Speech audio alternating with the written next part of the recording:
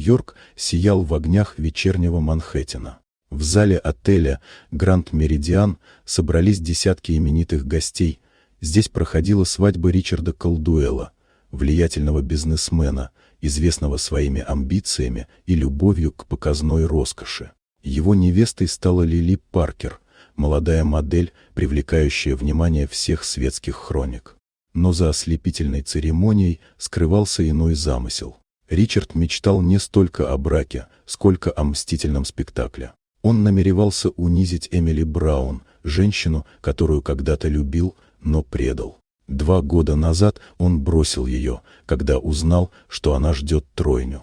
Эмили осталась без дома и поддержки, подрабатывая уборщицей в ночных офисах, лишь бы прокормить малышей. Со временем боль превратилась в силу. Она больше не прятала глаза от прошлого и пообещала детям, что выведет их из нужды. Ричард, уверенный в своей победе, специально отправил ей приглашение на свадьбу, рассчитывая увидеть измученную женщину в дешевом платье. Но в тот вечер двери зала открылись, и все взгляды устремились на вход. Эмили вошла, словно сама уверенность, в платье цвета изумрудного океана с гордо поднятой головой.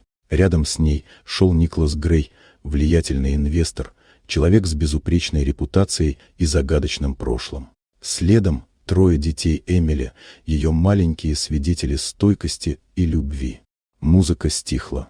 Гости перешептывались, Лили побледнела, а надменная улыбка Ричарда медленно исчезала. Он попытался бросить обидное замечание, но Никлас спокойно достал папку с документами и выложил их на стол перед журналистами и гостями. Там были доказательства хищений, фиктивных компаний и незаконных переводов, все, что Ричард пытался скрыть.